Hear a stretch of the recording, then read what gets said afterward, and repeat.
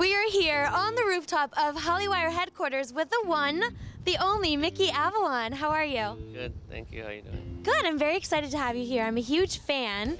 I want to kind of start at the beginning though. How did you get into music? Well, I've been into music since I was a kid, listening to music.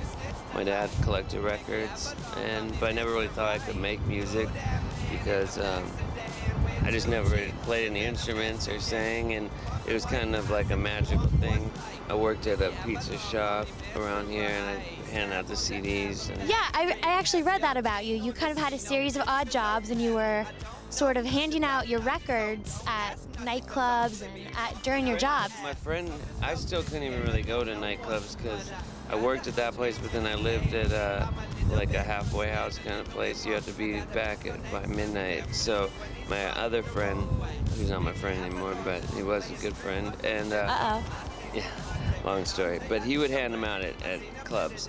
I gave some out at the pizza shop, but that was to people I knew. He was handing them out to strangers, and I didn't really know that he was doing that. And I need to do this because this is how I take care of myself and my daughter and stuff like that. And there's been a lot of good things, but bad things also happen. I just try to not be the reason, you know? Right. Wait, I didn't know you had a daughter.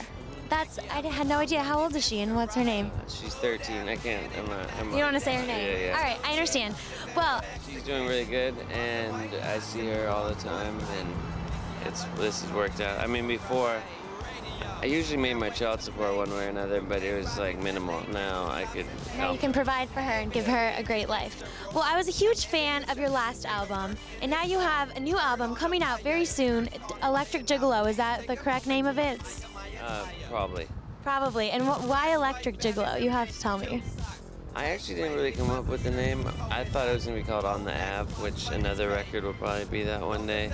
But my manager liked the name, and then it kind of grew on me. Everyone, not too many people, most people don't like it right off the bat, but then they kind of grows on them. So how do you choose which songs make the cut for the album? I mean, I guess it's kind of like writing a book, except for it's kind of just about making sure the stories, like this is like the next chapter from the last one. I mean, stuff I didn't really think about for the first record, and I still don't think about it too much because I don't want it to ruin the writing process. But the difference between now and then is the first record I never played live before, so I just didn't really think about, I just write a song and then they happen to work. But now I could think like, how will this work with the audience, and we can play them and test them out.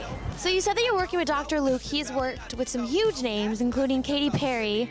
How did you guys get hooked up with one another? Is that through the record label, or? It's actually my new manager, who's my friend since I was a kid. He met Dr. Luke and hooked it up. He did about half the album, and then the producers from the last record did the other half. And Kesha actually opened for you on a tour, and now she's sort of being called the female Mickey Avalon. Yeah, I've heard that a couple times. How do you feel about that? That's cool. She's nice, and now we have the same manager.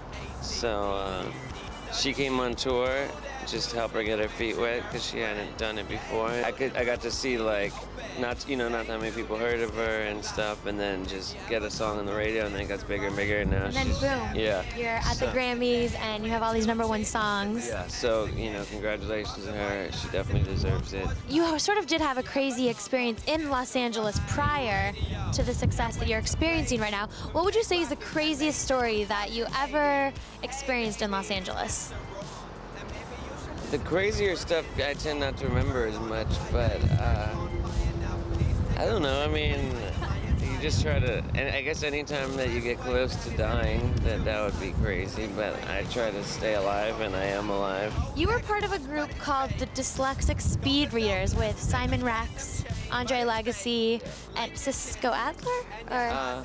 He makes music with us. Like, it was me, Simon, and Andre Legacy, and then our friend Beardo did stuff with us, and Cisco does stuff, but we had a falling out, so that's kind of what I was talking about. Oh, those are the friends. Me and Cisco are good. Me and Beardo are good. It's just the other. Dirt Nasty and Mickey Avalon, not so good. No. I mean, you see it happening with other people, and then people say, like, get ready, that could happen to you, and you think that that's not going to happen with us because we're friends. We'd go on tour, and we'd come home, and it would all be on my dime, and I'd come home like negative a lot of money, and he'd like pump. It's just kind of like I kind of got screwed, I'd say, and then things could have got fixed, and they didn't. I want to play a little game with you. Okay. We're gonna put you in the Hollywire hot seat. I'm just gonna ask you a series of questions and give me the first answer that comes to mind. Okay. All right. Piercings or tattoos? Tattoos. Favorite reality show?